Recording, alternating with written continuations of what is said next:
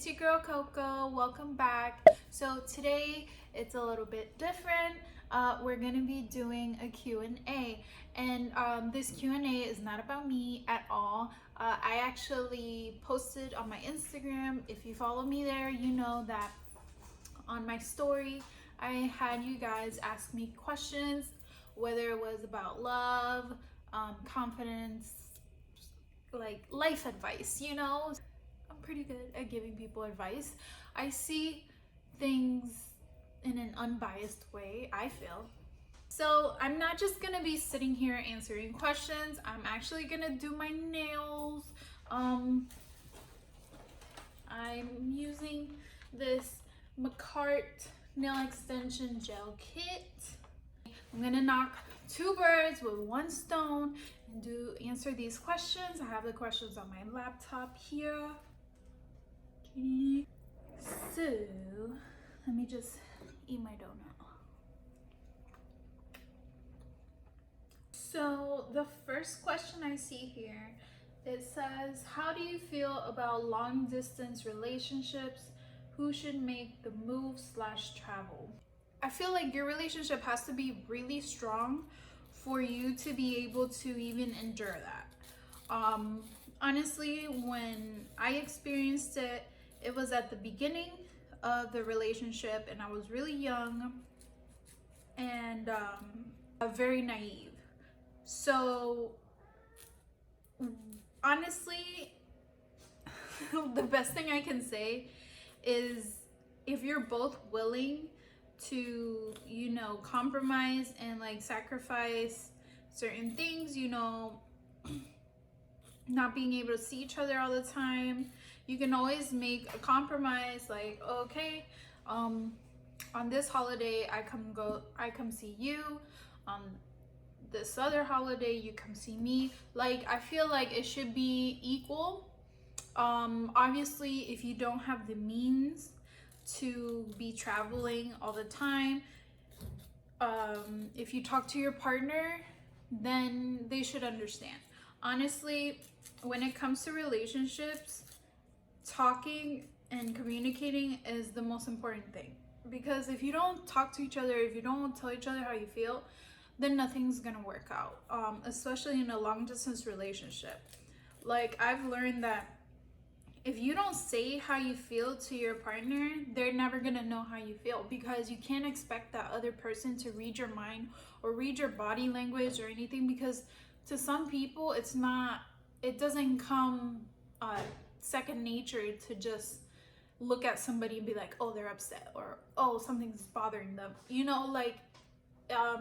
For women, most of the time we can get those feelings. We like really read people, but a lot of times men don't do that. They don't really think into that. But if you're in a relationship, same sex, whatever type of relationship you're in, it doesn't matter. Like, there's even some women who can't read people, and that's fine. So that's why communication is so important, and you can't expect people to know how you're feeling or what to do when you're feeling that way. Like, you can't expect someone to be Prince Charming or Princess Charming. Like, it's okay to like be upset about certain things, but did you tell your partner that you felt that way? Did you like literally verbally say, I'm upset? I feel like that's the only way a long distance relationship would work, is communicating. Honestly, I felt like in my experience, I communicated to the extent that I could. I was very young. I was a teenager, and I didn't really think about communication. I might have like thought that I communicated, or maybe I thought that my body language communicated enough for him to understand, but it didn't. And you can't feed a relationship that way. You have to talk to each other, say what's wrong. If you're having trust issues, tell them it. Just say it. Honestly, just say what you feel, and then go off of their response. If they respond negatively and like all defensive, then you have something to worry about. Because at this point, like, you need to be able to endure something like this, a long distance relationship.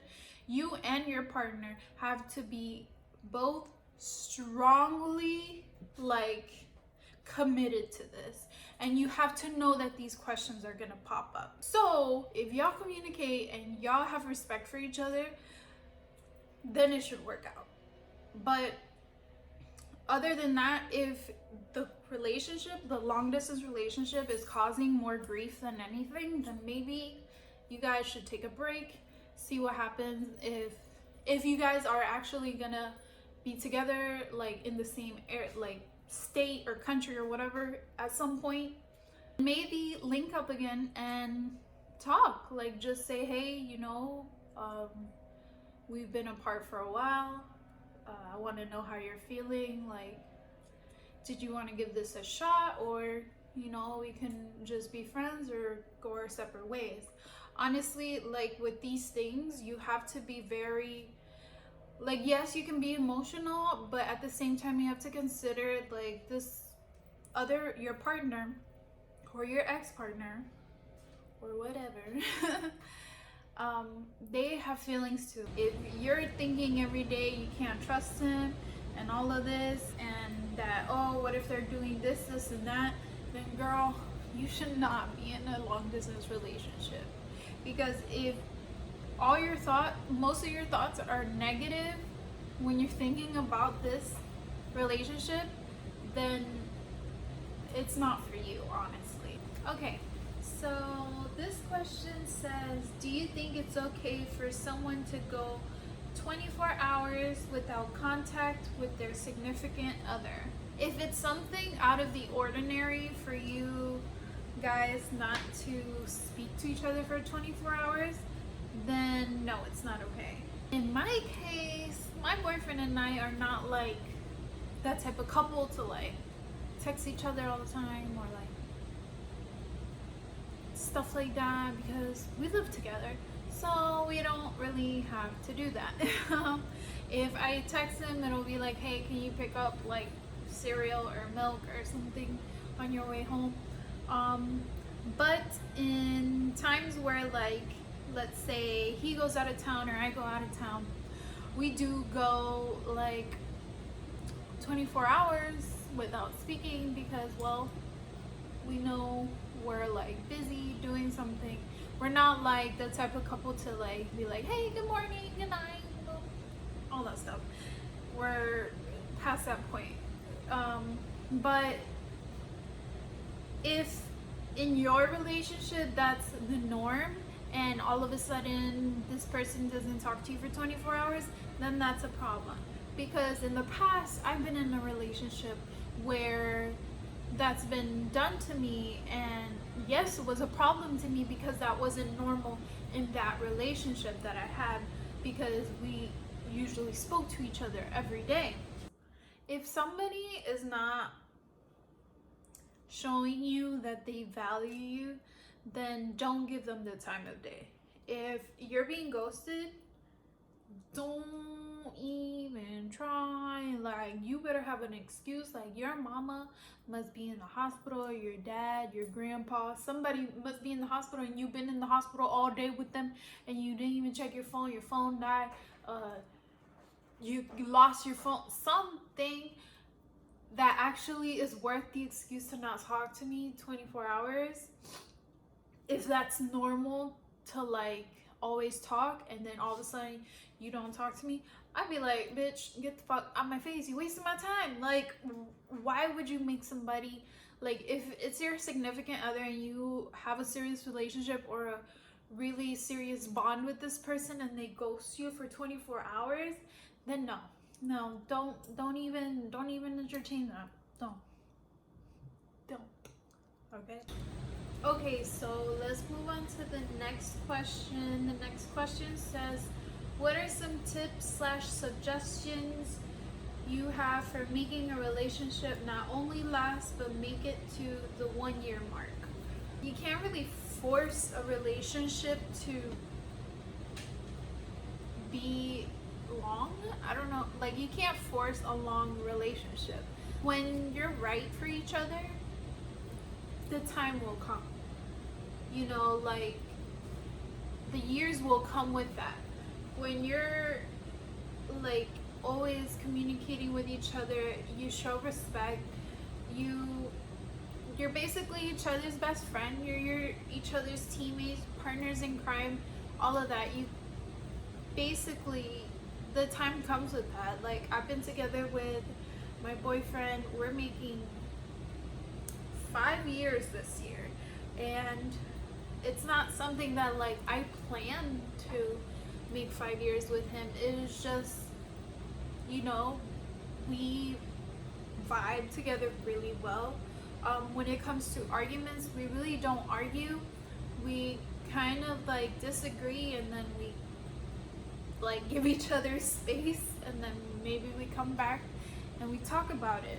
If it's that serious, we talk about it. If it's something light, we kind of just let things go, give each other space, let things go. But every relationship is different. So if you want to eventually have a long-term relationship with somebody, if it seems like more of a struggle to try to keep them, then that's not going to work, because the effort has to come from both sides, and you can't do all the work. You can't keep the relationship running by yourself. The other person has to do something too. So they have to reciprocate, they have to communicate, they have to be respectful, they have to make sure they're putting time aside for you. They have to be the person that you can come to and talk to, and vice versa. And basically, the way to having a long lasting, happy relationship is to find the right person who, you know, gets you. You can't just take anybody off the street, somebody you think is cute or whatever, and be like, oh, we're gonna be in a relationship for at least a year. Like, it don't work like that. Y'all gotta vibe, y'all gotta have similar interests. He has to get you, you have to get them. You can't really force that, honestly. Let's go on to the next question. What's something that keeps you focused on your goals? Honestly, I think I spoke about this before. I'm like a very inconsistent person. So when I'm really focused on something, I lack in other things. I'm working on that. I'm trying to like, you know, get my life together and be more and multitask more when it comes to being focused on my goals. So not just focusing on one thing, but being able to balance more than one goal. One thing that helps me is being aware of those things that I do, like those bad habits that I have.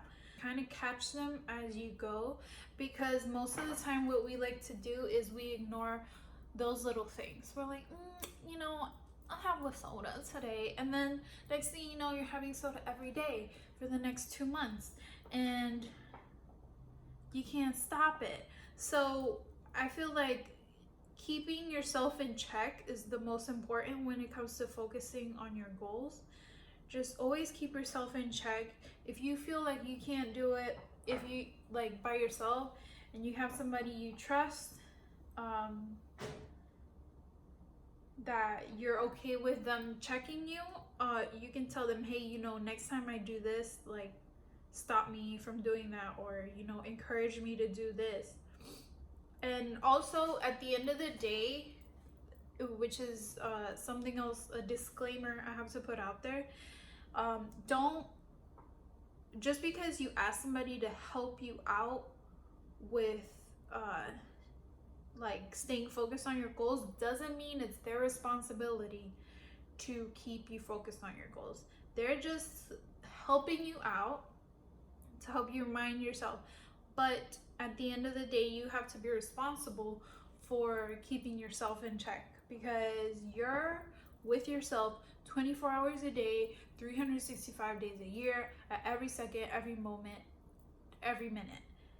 So you cannot expect somebody else to be in charge of you staying focused on your goals. At that point, you have to be mature and more responsible when it comes to those things. You're gonna keep putting it off and putting it off and putting it off, and then by the time you're fucking 45, you're like, oh shit, I can't do this anymore because I'm too fucking old. And you know, that's not the vibe. You have to be responsible. Like, just, that's all I can say. Be fucking responsible. Stop making excuses for yourself, because those excuses aren't helping you. You're just procrastinating and being lazy and basically pushing your goals off until you can't even accomplish them anymore. Like, just do it. Do it now. Like, stop caring about what people think. Stop caring about what other people's opinions are. As long as you're happy doing what you're doing, accomplishing whatever goal you want to accomplish, and you do it at your best ability, then there's nothing wrong with that. So, next question I have is, how do you get out of your comfort zone and be more outspoken? Girl, I don't know who you asking, but I can only be outspoken in front of this camera. I am not outspoken at all. I am very, very soft-spoken, very introverted. It used to be worse back in the day. If I go out to a club and I like see that there's a lot of fucking people, even if there's not that many people, like, I always have a problem with it. Like, I'll walk in, or I'm about to walk in, and I'm like, oh my god, my armpits are sweating, my heart is beating, just because I have to enter a social situation, and I just get nervous. But once I'm there, I'm like, oh, whatever, it's fine. Like, you kind of have to like push yourself out into uncomfortable situations and realize it's not as bad as you thought it was in your head. When I was younger, I used to get panic attacks. I never knew that I used to get like anxiety attacks until I got older. I didn't know what they were. I just thought they were normal. I used to be in the bathroom before school getting ready, and then all of a sudden like I couldn't breathe. Like, I would like be thinking about school, and then I couldn't breathe. Like, I would be screaming for my mom. My mom wanted to just come and rub my back and calm me down. I was maybe like 8 years old. I did not like to be around a lot of people. I probably would be the same way today if I had not just gotten over it. I still prefer being in a more chill, less crowded area, but you know, if I get a couple drinks in me, I'll go to a club and vibe. I made up a quote. I don't know if y'all saw it on my Instagram, but it was oh shit, I forgot my own quote. What is it? I think I wrote like something like the only thing that keeps me going is the fact that if I never try, I'll never know who I could have become. So that's what I think about. And sometimes you kind of have to like create a little quote for yourself, a little mantra, and remind yourself of that. And that helped me a lot, because I can like really be down on myself, and like I'm very, like I said, I'm very introverted, so I don't really say a lot of things to people, and I don't say them most of the time because I don't feel like it's very important. But you know, when the time comes, I'll vent to my boyfriend. I don't vent to a lot of people because I don't trust a lot of people. Don't let things like that stop you. Stop being in your own head, and then you'll get out of your comfort zone. So our next question is, what are some of the things you know that you'll give, what are some of the things you know now that you'll give advice to your younger self? I guess it would be pay attention to the little things. When I was younger, I was in a relationship where I thought we were both happy, and when I look back, I'm like, this person like kind of, they kind of like took advantage of my trust and like was doing other things that I didn't know about, and I was really young. So I didn't know how to go about it. So I'm glad I'm out of that relationship now, but I wish I hadn't waited so long to end it, and I wish I wasn't so naive, and that I had a little bit more self-worth at the time. And procrastination, I still do that, but like, I shouldn't have procrastinated like that. I probably would have finished college if I didn't procrastinate, but you know, we're here now. Okay, that was our last question. Alright, that is all the questions I have for today. Thank you so much for watching. I hope you like these kind of videos. It was kind of cool, you know, something different. Did my nails, like, you know, cute. And yeah, next video, day after tomorrow. So I'll see you then. Have a great day. Don't forget to like, comment, and subscribe, and bye.